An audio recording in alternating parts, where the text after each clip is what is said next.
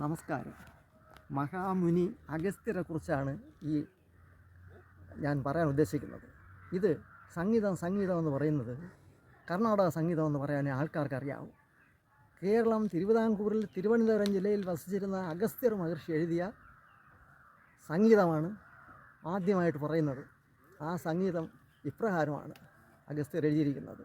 അത് ആദിശാസ്ത്രത്തിൽ അഗസ്ത്യർ ഇപ്രകാരം എഴുതി: ഹരി നമ ശിവയ്യായ അങ്കിഷ പകിഴയായ പരിപുര പരനേയായ പരമഹിം പുരുഷയായ വിധിപുര വിഷമമായ വ്യാധി തീർപ്പവനുമായ പരിപുര പരനേയായ ഓം വിഘ്നേശ്വരായ.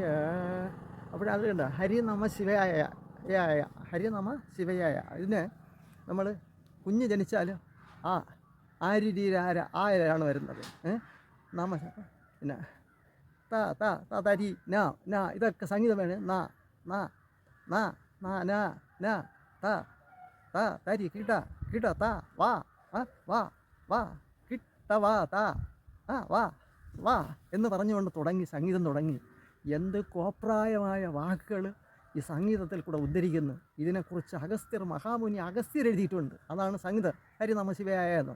അപ്പോൾ വിഘ്നേശ്വരനാണ്, വിഘ്നങ്ങൾ തീർക്കുന്നവനാണ് ഗണപതി. അപ്പോൾ പഞ്ചാക്ഷര കീർത്തനമെന്നാണ് ഇതിനെ പറയുന്നത്. ഇത് അഗസ്ത്യർ എഴുതിയ ശാസ്ത്രം. പക്ഷേ ഇതിൽ നിന്നുമാണ് പിന്നീടുള്ള മാറ്റി വായെന്നും വന്ന് കിടയെന്ന് അടുത്ത് വായെന്ന് എന്തെല്ലാം മോശമായ വാക്കുകളൊക്കെ ഉദ്ധരിക്കാൻ നോക്കുമോ അതെല്ലാം പിന്നെ അതുപോലെ സംഗീതത്തിൽ സ രി ഗ മ പ ത നി സരിഗമ പതനി ആണ് സരിഗ. അപ്പോഴിങ്ങനെ ഈ അക്ഷരം സരിഗമ. ഇതിലാണ് പിന്നെ സാരി ഉടുക്കാനും സാരി അഴിക്കാനും സാരി മാറ്റാനും എന്തെല്ലാം അഭിപ്രായങ്ങളുണ്ട്. അതൊന്നും ഈ വീഡിയോയിൽ പറയാനൊക്കില്ല. അത്ര മോശമായ വാക്കുകളെല്ലാം അതിൽ കൂടെ ഉദ്ധരിക്കുന്നു സംഗീതം വെച്ച്. അപ്പോൾ ഇതിൻ്റെ എല്ലാത്തിൻ്റെ ഉറവിടം അഗസ്ത്യരാണ്. മഹാമുനി അഗസ്ത്യർ എഴുതിയ ജ്ഞാനശരനൂൽ മാത്രമല്ല, അഗസ്ത്യർ മഹർഷി എഴുതിയിരിക്കുന്ന വിദ്യ നിങ്ങൾക്ക് അറിയണോ? അഗസ്ത്യർ വശ്യമഹർഷി എഴുതിയിട്ടുണ്ട്. പിന്നെ കൂട് വിട്ട് കൂടുമാറുന്ന വിദ്യ അഗസ്ത്യർ എഴുതിയിട്ടുണ്ട്. പാതാളമഹർഷി എഴുതിയിട്ടുണ്ട്. ഊരുമാറ്റം എഴുതിയിട്ടുണ്ട്. പിന്നെ മനുഷ്യൻ്റെ കന്നി മനുഷ്യനെ എടുക്കുന്ന വിദ്യകൾ എന്തെല്ലാം വിദ്യകളുണ്ടോ അങ്ങനെ കൂടുമാറുന്ന വിദ്യകൾ വരെ മഹാമുനി അഗസ്ത്യർ എഴുതിയിട്ടുണ്ട്. മാജിക്കിൻ്റെ ഉറവിടവും ആണ്. കൈ അടക്കം, മെയ് അടക്കം, ചെപ്പടക്കം. അപ്പോൾ കൈയടക്കമായ പല ടെക്നിക്കൽ വിദ്യകളുമുണ്ട്. മെയ്യടക്കം എന്ന് പറഞ്ഞാൽ ശരീരം കൊണ്ട് നിയന്ത്രണമായി. അപ്പോഴിത് മാജിക് എങ്ങനെ ഫലിക്കണമെന്ന് പറഞ്ഞാൽ നമ്മളിങ്ങനെ ഒരു വസ്തുവെ നോക്കിക്കൊണ്ട് നിൽക്കുകയാണ്. അപ്പോഴിങ്ങനെ ഒരു വസ്തുവെ ഇങ്ങനെ നോക്കി ചൂണ്ടിക്കൊണ്ട് നിന്നാൽ ആ വസ്തു അവിടെ കാണുന്നില്ല എന്നുള്ള രീതിയിൽ അവിടെ നിന്ന് മാറ്റുക. തിരിച്ച് ആ വസ്തുവിനെ അവിടെ കാണിക്കുക പറഞ്ഞാൽ വിളക്ക് കത്തിച്ച് വെച്ച് ആ വിളക്കിനെ സൂക്ഷിച്ച് കൈ ചൂണ്ടിക്കൊണ്ടിരിക്കുകയാണ്.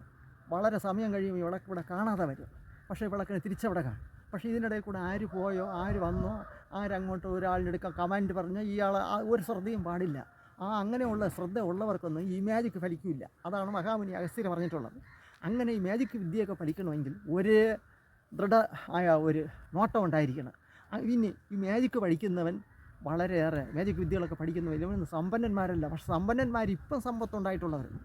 അതുപോലെ കുട്ടിശാസ്ത്ര സേവ ഉണ്ട്. അതായത് കുട്ടിച്ചാത്തൻ എന്ന് പറയുമ്പോൾ പിന്നെ ശാസ്ത്രം 8 രീതിയിലുണ്ട്. 8 ശാസ്ത്രന്മാരുണ്ട്.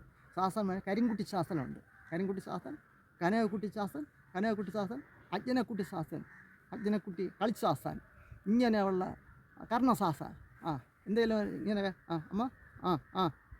ഇങ്ങനെ കൈ വെച്ചിട്ട് അവർ ഫലം പറയും കാത്തിൽ. അത് വന്ന് കർണയക്ഷി കാത്തിൽ. അപ്പോഴിതും ഒരു കർണശാസ്ത്രനുണ്ട്, കർണയക്ഷിയുണ്ട്. ഇങ്ങനെ ഒരുപാട് ടെക്നിക്ക്. ഇതിൻ്റെ എല്ലാത്തിൻ്റെ ഉറവിടം അഗസ്ത്യരാണ്. അഗസ്ത്യർ എന്തെല്ലാം വിദ്യകൾ ഉപയോഗിച്ചിട്ടുണ്ട്. പക്ഷേ ഇന്ന് അഗസ്ത്യരെക്കുറിച്ച് അറിയുന്നില്ല. അതുപോലെ നമ്മളെ സർക്കാർ ഇപ്പോഴും പ്രഖ്യാപിച്ചിരിക്കുന്നത് ഇപ്പോൾ വളരെ ഇഷ്ടപ്പെട്ടു നമ്മളിത് കണ്ടിട്ട് പിള്ളേരുടെ കലാപരിപാടികൾ. പിന്നെ പിള്ളേർക്ക് കലാപരിപാടിയിൽ എന്തോന്ന് വിദ്യ ഉണ്ടെന്നറിഞ്ഞാൽ കുടംകളി, പഴയ കാലത്തുള്ള കുടംകളി. ഇപ്പം കുടംകളിയും കൊള്ളിവെപ്പും. അപ്പോഴൊരാൾ മരിച്ചാൽ അവരെ കൊള്ളി വയ്ക്കുന്നത് അതിലുള്ളതാണ്. പക്ഷെ അതൊക്കെ ഉദ്ധരിച്ച സർക്കാർ ഈ പാവപ്പെട്ടവൻ്റെ ആദിവാസികളുടെയും ദളിതന്മാരുടെയും കലയായ പിന്നെ സർക്കസ്, അവരുടെ ഗുസ്തി, അവരുടെ യോഗാസനം, അവരുടെ ഈ കളരികൾ, ഇങ്ങനെയുള്ള വിദ്യകളൊന്നും ഇല്ല. ഇതിനെയൊക്കെ ഇതൊക്കെ 2047 ആകുമ്പോൾ ഇവിടെ ഭയങ്കര സ്വാതന്ത്ര്യത്തിൽ വളരെ ഇതാവുമെന്നാണ് മോഡി പറയുന്നത്. ഞാൻ പ്രധാനമന്ത്രി ബഹുമാനിക്കുന്നുണ്ട്. പക്ഷേ അവർ സ്ത്രീ ശാക്തീകരണം, ദളിതരുടെ ശാക്തീകരണം എന്നൊക്കെ അവർ പ്രഖ്യാപിക്കുന്നുണ്ട്. അവരുടെ കലകളെ ഒന്നും ഇവർ ഉദ്ധരിക്കുന്നില്ല. ഈ കലകളെല്ലാം മണ്ണറിഞ്ഞു പോകും. ഇവിടെ ഇന്ത്യയിൽ ഏറ്റവും വെച്ച് വിദ്യാസമ്പന്നരായ ആൾക്കാരും ഉദ്യോഗസ്ഥന്മാരും ഭരണാധികാരിയന്മാരും ഉള്ളതാണ് കേരളം. ഈ കേരളത്തിൽ ഈ കലകൾക്കൊരു പ്രസക്തിയില്ല. ചൈന പോലെയും റഷ്യ പോലെയുള്ള ഏതെങ്കിലും കമ്മ്യൂണിസ്റ്റ് രാജ്യത്തിൽ ഇതായിരുന്നുവെങ്കിൽ നൂറ്റാണ്ടുകൾക്ക് മുമ്പൂടെ കല ഉണ്ടായിരുന്നു. സർക്കസ് പരിജനങ്ങളാണ് വസ്ത്രം ഇട്ടിരിക്കുന്നത്. ഈ സർക്കസും ഈ കുസ്തിയും ഈ സർവ്വവിദ്യകളും എല്ലാം കാണും. പാണ്ഡവരുടെ അമ്മയായ കുന്തിദേവി ആണ് കമ്പടവ് കളി എന്ന് പറയുന്ന കമ്പിട് കളി. അതായത് 5 മക്കളും അമ്മയും പിന്നെ പാഞ്ചാലിയും തോഴിയുമായിട്ട് അവർ 8 പേരും കൂടെയാണ് കട്ടക്കാരെ കമ്പ് വെട്ടിയാണ് ആദ്യം അവരെ ഇത് പഠിപ്പിച്ചു എന്ന് പറയുന്നത്. ഈ കലകൾ സർവ്വതും നശിച്ചു തീർന്നു. അതുകൊണ്ട് എൻ്റെ മനസ്സിൻ്റെ പ്രയാസം കൊണ്ട് ഞാൻ പറഞ്ഞതാണ്. എന്തെങ്കിലും കുറ്റമുണ്ടെങ്കിൽ നിങ്ങൾ ക്ഷമിക്കണം. നിർത്തുന്നു.